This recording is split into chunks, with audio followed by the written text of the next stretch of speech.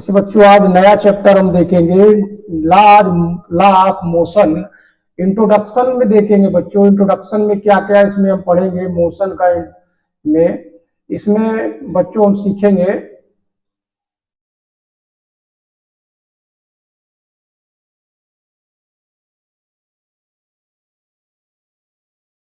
Introduction में हम ये सीखेंगे बच्चों लॉ ऑफ मोशन। मोशन का मतलब होता है कि कोई ऑब्जेक्ट ये स्थिर है तो स्थिर रहेगी और चल रही है तो चल रही है।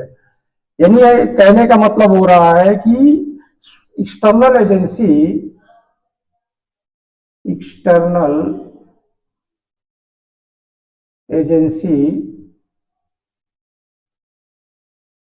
इज अप्लाइड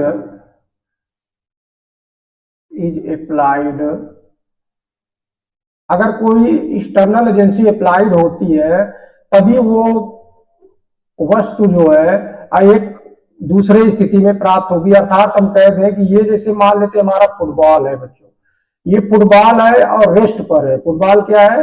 रेस्ट पर है।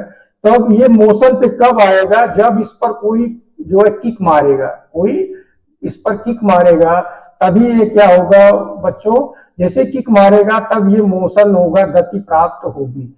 अर्थात अगर इसमें मोशन तब तक नहीं आएगा जब तक कोई जो है एक्सटर्नल फोर्स हम अप्लाई नहीं करेंगे, तब तक जो है ये मोशन में नहीं आएगा, यानी रेस्ट पर ही रहेगा। तो इस तरह हम क्या कह सकते हैं कि बहुत सारे एग्जांपल्स इसमें हो सकते हैं लॉ ऑफ मोशन में। लॉ ऑफ मोशन में बहुत एग्जांपल्स का मतलब है जैसे हम ये कहें कि नाव है। दूसरा एग्जांपल्स की बात करें, बोट अगर किसी ऐसे बह रही है तो वो नाव जो है सीधा बहती हुई क्या होगी, वो सीधा चली जाएगी। अगर इसमें एक्सटर्नल कुछ नहीं करेंगे तो वो सीधा चलती चली जाएगी, उसमें कोई जो है परिवर्तन देखने को नहीं मिलेगा। वो जो है नदी के वेग के अनुसार नाव जो है बहती चली जाएगी। दूसरा हम क्या देखते हैं कि जैसे मान लीजिए कि कोई पेड़ है बच्चों, इस तरह पेड़ है, इस पेड़ पर कोई फल लगा हुआ है बच्चों, ये फल लगा हुआ है तो फल ऐसे कर नहीं गिरता है। जब इसमें कोई जैसे हवा का झोंका आया, हवा का जैसे झोंका आएगा बच्चों तो ये क्या होगा, ये नीचे गिर जाएगा। तो इस तरह जो है एक्सटर्नल कोई चीज हम उस पर करेंगे तभी उसमें मोशन प्राप्त होगा, यानी वो चलना प्रारंभ हो जाएगा।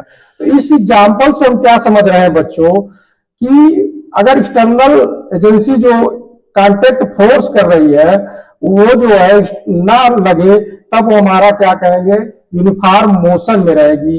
यदि जो है एक्सटर्नल फोर्स ना लगे, यदि एक्सटर्नल फोर्स ना लगे, फोर्स नॉट अप्लाइड, अगर उसमें ना किया जाए तब हम क्या कहेंगे, वो जो है उसको हम कह सकते हैं कि बॉडी क्या रहेगी, a body uniform motion. Uniform motion का एग्जैक्ट एग्जांपल्स बच्चों हम इस तरह समझ सकते हैं कि ये वृत्ताकार में अगर कोई पार्टिकल्स ऐसे घूम रहा है, ऐसे घूम रहा है, इसमें अगर एक्सटर्नल कोई चीज नहीं लगा है तो ये यूनिफॉर्म मोशन जो है घूमता चला जाएगा। इस तरह हम इसको समझ सकते हैं।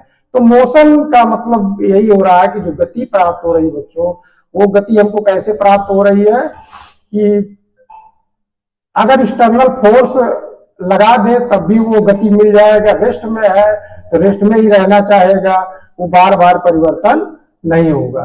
तो इस तरह हम इस चीजों को समझेंगे। अब आते हैं अगले क्रम में बच्चों,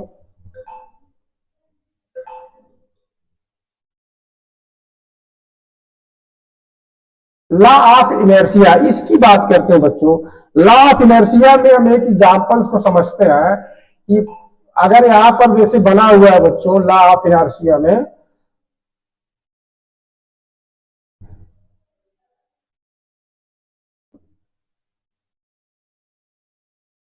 लॉ ऑफ इनर्शिया की बात कर रहे थे बच्चों। इसमें जैसे बना हुआ है, ये हमने चित्र बनाया, एक मान लीजिए इस तरह प्लेन में है, इंक्लाइन प्लेन में है और यहां से कोई पार्टिकल्स हम ऊपर की ओर भेजना चाहते हैं। ऊपर की ओर भेजेंगे तो फिर पुनः नीचे चला आता है। अगर हम ऊपर से भेजते हैं बच्चों तो नीचे चला जाता है, वो नीचे से फिर ऊपर नहीं जा पाता है।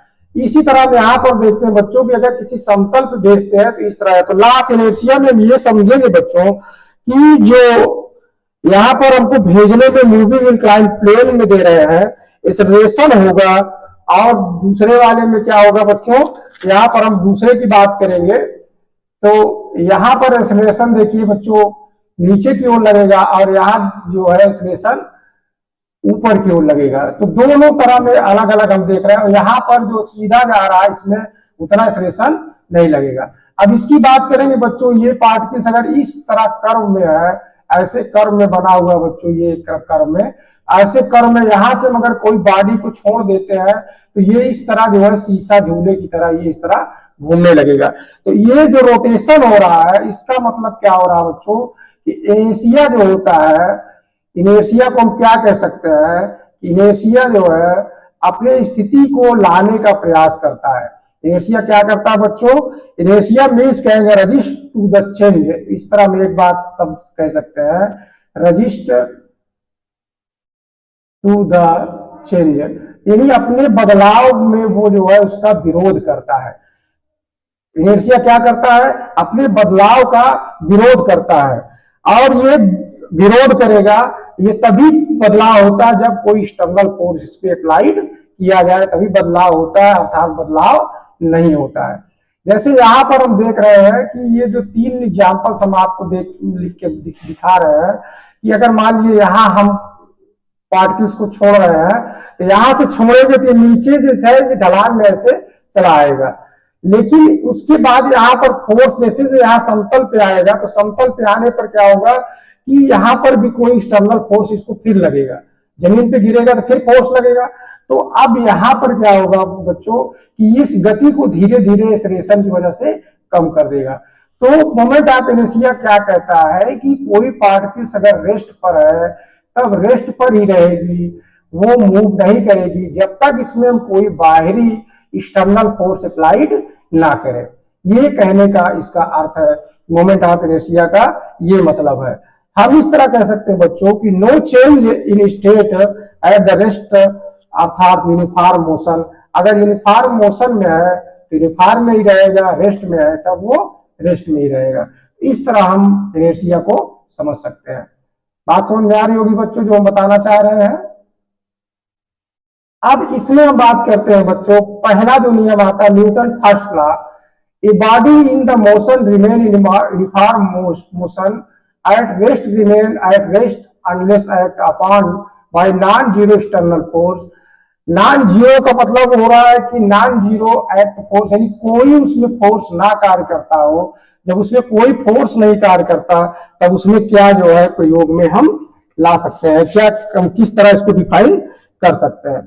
तो इसका डिफाइन करने के लिए बच्चों हम इस तरह समझेंगे कि मान लेते हैं कि ये हमारा कोई पार्टिकल्स रखा हुआ है और यम पार्टिकल्स यहाँ पर रखा हुआ है, यम द्रव्यमान का पार्टिकल्स रखा है और इस तरह यहाँ पर फोर्स हम अप्लाई कर रहे हैं, तब अब ये जो है इसी तरह सरकना यहाँ से शुरू हो जाएगा। एक्सटर्नल फोर्स हमने लगा दिया, सरकना शुरू हो जाएगा।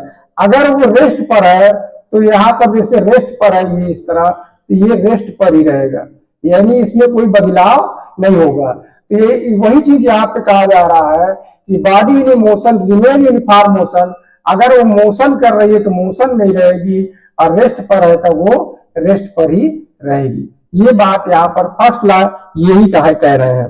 फर्स्ट लॉ में क्या कह रहे हैं बच्चों कि बॉडी जो है, जो बॉडी है वो रेस्ट पर है तो रेस्ट पे ही रहेगी और मोशन में है तो मोशन में ही रहेगी। इसका एग्जाम्पल हम इस तरह समझ सकते हैं कि इनिशिया प्रोपोर्शनल टू फोर्स। क्या हम लिख सकते हैं, फोर्स ना लिख के बच्चों क्या लिखे हम, मास लिख दे। फोर्स में दिक्कत होगा, हम क्या लिख सकते हैं, इनिशिया प्रोपोर्शनल लिखेंगे मास, यानी जितना मास ज्यादा होगा, मास जितना ज्यादा होगा उतना जो है हमको फोर्स लगाना पड़ेगा, उसको चेंज करने में परिवर्तन करना पड़ेगा। यानी मास जितना ज्यादा होगा उतना इनर्शिया हमको अधिक। प्रोपोर्शनल शब्द आया है, अगर हैवी मास है तो हैवी इनर्शिया है और कम मास है तो कम इनर्शिया है।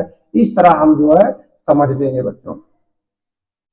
अब इनर्शिया की बात करेंगे। इनर्शिया में हम क्या क्या सीख रहे हैं बच्चों? इनर्शिया में ये सीख रहे हैं, 3 टाइप का इनर्शिया सीखेंगे। इनर्शिया में हम क्या क्या टाइप में, अगर रेस्ट में है, अगर यहां पर दे रहा है कि डिफरेंट टाइप ऑफ इनर्शिया, अगर रेस्ट में है तब वो जो है रेस्ट में ही रहता है। एग्जाम्पल्स की बात करें, जैसे हमने आपको पहले बताया बच्चों कि मान लीजिए हमारा एक पेड़ है, पेड़ पर कोई फल लगा हुआ है, इस तरह फल लगा हुआ है। अब जैसे ही हवा चलती है, ये जो फल है, ये फ्रूट जो है लिखा है बच्चों, ये रेस्ट पर रहना चाहता है। ये क्या रहना चाहता है? फ्रूट, ये रेस्ट पे रहना चाहता है। और जैसे ही इसको हवा का झोंका लगा, एयर का, जैसे ही एयर का झोंका लगा और ये फ्रूट रेस्ट पे रहना चाहता है, तो यहां से क्या होगा? ये तो फल रेस्ट पे ही रहेगा और टूट कर नीचे गिर जाएगा। तो इस तरह ये रेस्ट पर रहना चाहता है, इसके साथ गति में नहीं आ पाता, तो इस तरह जो है फल टूट के गिर सकता है। अब इनर्शिया ऑफ मोशन की बात करेंगे एग्जांपल्स की, तो इसमें मोशन में हम एग्जांपल्स की बात करें, जैसे हम ये समझे कि किसी ट्रेन में हम बैठे हैं या किसी गाड़ी में हम बैठे हैं। जैसे मान लीजिए इस तरह हम बैठे हैं बच्चों, ऐसे हम सीट पर बैठे हुए हैं, ऐसे सीट पर बैठे हैं और यहां पर ऐसे जा रही है गाड़ी। जब ऐसे गाड़ी जा रही है, अचानक जो है गाड़ी क्या करती है बच्चों? ब्रेक लगाती है। जब ब्रेक लगाती है तो ये तो वी वेग से जा ही रही आगे, लेकिन हम भी जा रहे हैं इसी तरह वी वेग से। तो बच्चों क्या होगा? जैसे ये ब्रेक अप्लाई करेगा, हम आगे की ओर क्या करते हैं? गिर जाते हैं, यानी आगे की ओर झुक जाते हैं। तो ये भी मूवमेंट इसका जो है इनर्शिया का भी एग्जांपल्स है। इनर्शिया ये चाहता है कि अगर बॉडी मोशन में है तो मोशन में ही रहेगी, अगर रेस्ट पर है तो रेस्ट पे रहेगी। 2 बातें हमने सीखी। अब इनर्शिया ऑफ डायरेक्शन की बात करेंगे बच्चों। जैसे हम ये समझे कि अगर अपोज करेगा डायरेक्शन को भी, जैसे मान लीजिए हमारा ये व्हील है, ये व्हील बच्चों किसी कीचड़ में फंस जाए, ये यहां मड में, इस तरह मड में पूरा फंस जाए, ये पूरा मड में फंस जाए, तो जब इसको हम निकालने का प्रयास करते हैं तो ये मड इसको अपोज करेगा, निकालने के लिए विरोध करेगा। तो ये भी एक तरह से कहेगा कि डायरेक्शन में भी, यानी दूसरे डायरेक्शन में भी इसको अपोज करेगा। तो यानी हम इनर्शिया को क्या देख रहे हैं कि इनर्शिया ये चाहता है कि रेस्ट में है तो रेस्ट में ही रहेगी, मोशन में है तो मोशन में रहेगी। अगर इनर्शिया किसी डायरेक्शन में है तो उसी डायरेक्शन में चाहेगी, दूसरे डायरेक्शन में नहीं जाना चाहेगी। तो इस तरह जो है मोमेंट ऑफ इनर्शिया को हम समझ सकते हैं कि इस तरह जो है इनर्शिया कार्य करता है। आगे हम देखेंगे मोमेंटम। मोमेंटम जो बच्चों दिया गया है, मोमेंटम का मतलब है the total quantity of the motion possessed by moving body known as the momentum of the body. Body का जो मोमेंटम है बच्चों, घूमती हुई बॉडी का, वो पूरा उसकी क्वांटिटी हो, टोटल क्वांटिटी, उसी को हम लोग मोमेंटम कहेंगे। और ये होता क्या है? It is product of mass and velocity body का। तो मोमेंटम को क्या लिखा जाता है बच्चों? P equal to mass into velocity का गुणा जो है, यही मोमेंटम कहलाता है। क्या कहलाता है बच्चों? यही मोमेंटम कहलाता है। इसी को हम अलग परिभाषित करने के लिए सोचे बच्चों, तो मोमेंटम जो हमारा लिखा गया है, इस तरह हम जो है समझ सकते हैं। अब मोमेंटम का इतना ही टॉपिक इसमें पढ़ना है बच्चों, ज्यादा नहीं पढ़ना है। आगे इसमें देखते हैं न्यूटन सेकंड्स लॉ क्या कहता है। न्यूटन सेकंड्स लॉ मोशन में क्या कहता है? This motion is the rate change of linear momentum, body is directly proportional to the applied force. जो फोर्स अप्लाइड हो रहा है बच्चों, एक लाइनियर, एक लाइन मोमेंटम में at take place in direction which at force, जिसमें दिशा में जो है ये फोर्स लगा है। इसको मैथमेटिकली हम समझे बच्चों, तो इसको हम एफ इक्वल टू लिख सकते हैं। इसको एफ इक्वल टू क्या लिख सकते हैं? डिफरेंशियल लिख सकते हैं चेंज इन मोमेंटम, यानी डीपी अपॉन डीटी। डिफरेंशियल इसका लिख सकते हैं d p upon d t. Change in momentum हम लिखेंगे यहाँ पर the rate change in linear momentum, यही हमारा फोर्स कहलाएगा। तो इस तरह मैथमेटिकली इसको हम समझ सकते हैं। आगे हम इसमें ये समझे बच्चों, एक्सेलरेशन की बात करें, जैसे हम एक्सेलरेशन की बात करते हैं बच्चों, तो हम एक्सपेरिमेंटली में क्या देखे हैं, एक्सपेरिमेंटली में हम देखते हैं, एक्सपेरिमेंटली में हमारा क्या क्या प्राप्त हुआ था, एक्सपेरिमेंटली में हमको क्या मिला था कि जो एक्सेलरेशन होता है, एक्सेलरेशन प्रोपोर्शनल होता है 1/f के, और एक्सेलरेशन प्रोपोर्शनल होता है 1/m के। इस तरह जो है बच्चों हमने देखा, यानी दोनों जो है एक्सेलरेशन 1/f के ना होके बच्चों, यहाँ पर उल्टा लिख दिए हम, यहाँ पर हम क्या लिखेंगे, एक्सेलरेशन जो है रहेगा सीधा डायरेक्ट जो है प्रोपोर्शनल के रहेगा। इसको हम इस तरह लिख सकते हैं, एक्सेलरेशन प्रोपोर्शनल f लिखेंगे और एक्सेलरेशन प्रोपोर्शनल 1/m लिखेंगे। अब अगर हम सबको कॉमन कर ले बच्चों तो क्या प्राप्त हो जाएगा, इसको लिखा जा सकता है, ए प्रोपोर्शनल लिखा जा सकता है, पूरे को लिखा जा सकता है f/m लिखा जा सकता है। क्या लिखा जा सकता है प्रोपोर्शनल में, f/m, यानी f प्रोपोर्शनल जो प्राप्त होगा बच्चों m इंटू ए प्राप्त हो जाएगा। अगर इसको हम और एक यूनिट में, अगर यहाँ पर हम प्रोपोर्शनल शब्द को हटाना चाहें, यहाँ जैसे प्रोपोर्शनल शब्द हम हटाना चाहें तो f इक्वल टू हम यहाँ पर k जोड़ेंगे, k इंटू m इंटू ए लिखेंगे, m इंटू ए लिखेंगे। k का मान 1 कर देंगे SI यूनिट में, k इक्वल टू 1 लिखेंगे इन SI यूनिट में, k का मान 1 होगा तो f इक्वल टू जो प्राप्त होगा बच्चों m इंटू ए हो जाएगा। यही हमारा न्यूटन सेकंड्स लॉ का फार्मूला प्राप्त हो जाएगा। तो इस फार्मूले से हम काफी सूत्र लगाएंगे। एक बच्चों और इंपॉर्टेंट सूत्र इसका पढ़ना रहता है, वो एग्जाम में बहुत पूछता है,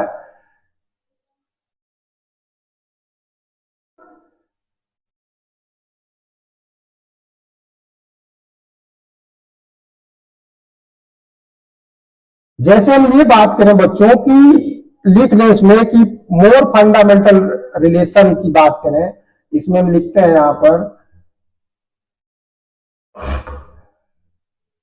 पेन ले लेते हैं बच्चों, मोर फंडामेंटल रिलेशंस, क्या रिलेशंस है मोर फंडामेंटल, उसकी हम बात यहां पर देखते हैं। लिख सकते हैं इसको बच्चों, एफ इक्वल टू लिखेंगे D P upon d t. अब यहां पर हम इस तरह वेक्टर की दिखाएंगे और p इक्वल टू क्या प्राप्त होगा बच्चों, लिख सकते हैं d अपॉन डी टी, इसको लिख सकते हैं m इंटू बी। अब जब इसको बच्चों डिफरेंशियल हम करेंगे तो प्राप्त हो जाएगा, एक बार m बाहर आएगा, लिखा जाएगा db अपॉन dt लिखा जाएगा, और एक बार लिखा जाएगा b बाहर आएगा, लिखा जाएगा dm अपॉन dt। तो बच्चों ये जो हमारा फोर्स का जो फार्मूला बन रहा है बच्चों, इसको हम समझेंगे m into d v upon d t, और एक प्राप्त होगा v into d m upon d t. अब कभी कभी एग्जाम में ये जो d m upon d t आता है, कभी कभी सवाल ऐसा पूछता है बच्चों कि ये मान लो बैलून है, ये बैलून से हवा इस तरह निकल रही है और ऊपर की ओर धीरे धीरे जा रहा है, तो अब यहाँ पर इसका मास जो है, बराबर मास जो है कम होता जाएगा, तब यहाँ पर हम डीएम अपॉन dt का प्रयोग करेंगे। साधारणतः हम देखते हैं बच्चों की मास कभी चेंज होता नहीं है, तब हम सीधा जो है इसी सवाल को हम लगा लेते हैं। अगर जब मास चेंजिंग होगा तब हम इस पूरे समीकरण को मान बैठाएंगे। ये भी हमको पता होना चाहिए कि मोर जो फंडामेंटल रिलेशंस है वो F बराबर m into d v upon d t plus v d m upon d t का भी प्रयोग हम करेंगे।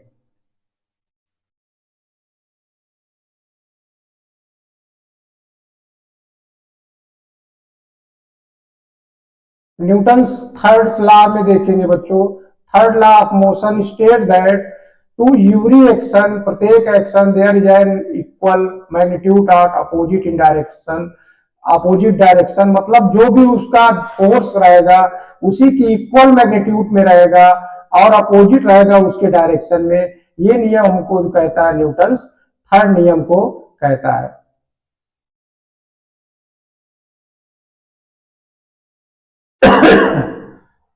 अब इसमें बात करते हैं बच्चों, मोमेंटम की बात करते हैं।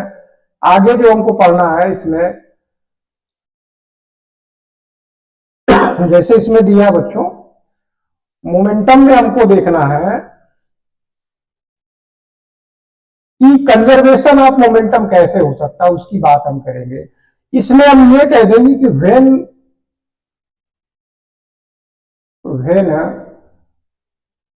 नो फोर्स एक्ट, जब कोई फोर्स ना कार्य कर रहा हो। एक्ट फोर्स का मतलब हो एक्सटर्नल फोर्स, ये कैसा फोर्स हो बच्चों, एक्सटर्नल फोर्स हो और उस पर एक्सटर्नल फोर्स ना।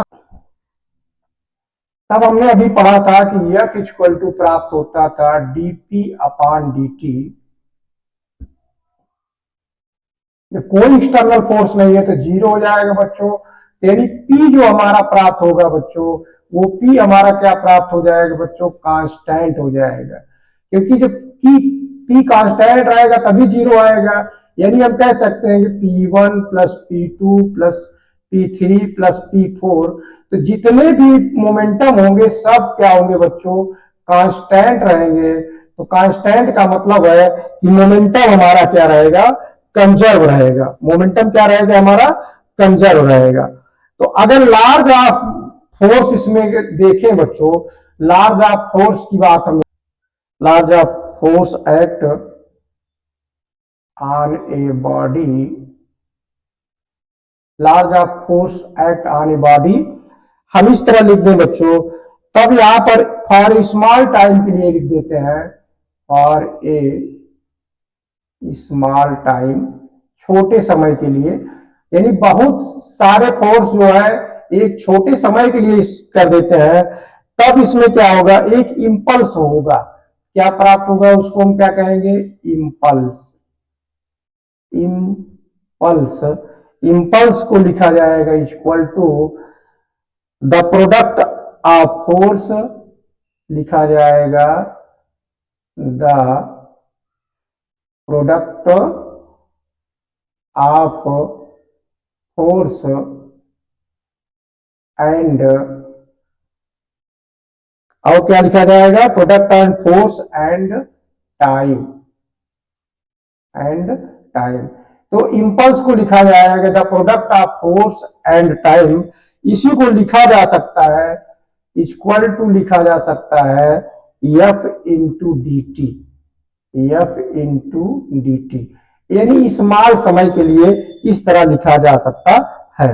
इस इंपल्स को जो है हम आगे ग्राफ के द्वारा समझेंगे। तो ग्राफ में समझने के लिए हम इस तरह समझे, ये हमारा फोर्स है, ये मान लेते हैं हमारा फोर्स है, और ये हमारा क्या टाइम है। इसका जब ग्राफ बनेगा बच्चों, ऐसे हमारा ग्राफ बनेगा। यहां मान लेते हैं T1 समय है, ये मान लेते हैं T2 समय है। तो ये जो हमारा इंपल्स हो गया, इंपल्स हमारा ये रहेगा एरिया, इंपल्स हमारा हो जाएगा। तो इस तरह जो है हम इसको समझ सकते हैं। अब इस इंटरवल टाइम के लिए अगर हम इंपल्स की बात करें, तब जो इंपल्स हमारा हो जाएगा, यहां पर लिखेंगे इंपल्स, इंपल्स लिखेंगे इंटीग्रेशन T1 समय से T2 समय तक का फोर्स इंटू हो जाएगा इंटू डी टी। ये एरिया हमारा यहां पर निकल आएगा। अब इसी को हम इस तरह भी लिख सकते हैं बच्चों, क्या लिख सकते हैं कि एफ इंटू डी टी, यानी लिख सकते हैं F delta T equal to लिख सकते हैं मोमेंटम, ऐसे लिख सकते हैं। क्योंकि डीपी अपॉन डी टी इधर चला आएगा बच्चों, इस तरह भी लिख सकते हैं। तो इस तरह भी जो है लिख सकते हैं। तो कहने का मतलब क्या हो रहा है कि जो हम फार्मूला जो हमारा प्राप्त हो रहा है बच्चों, उसको हम कैसे लिख सकते हैं, उसी की बात हम यहाँ पर कर रहे हैं। उसी को हम लिखेंगे इम्पल्स थ्योरम। क्या लिखेंगे बच्चों? Impulse impulse impulse momentum theorem.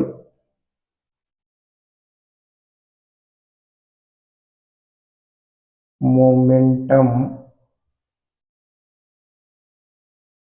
Theorem. Impulse और मोमेंटम थ्योरम की बात करेंगे बच्चों, तो इसमें क्या लिखा जाएगा? Impulse of force,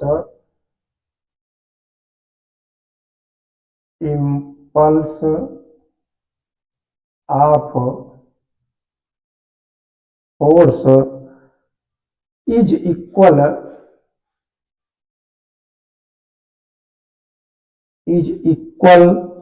to the is equal to the change of momentum. क्या लिखेंगे बच्चों? Change of momentum. इस तरह लिख सकते हैं बच्चों, impulse force is equal to the change of momentum. इस तरह जो है लिख सकते हैं। अब इसको लिखने का मतलब कैसे हो जाएगा ये बच्चों? इसको हम लिख सकते हैं, दैट इज कैसे लिख सकते हैं? इसको लिख सकते हैं F into delta T equal to लिख सकते हैं चेंज इन मोमेंटम यानी डेल्टा टी। ये हमारा हो जाएगा इम्पल्स मोमेंटम थ्योरम। ये कहता है इम्पल्स मोमेंटम थ्योरम।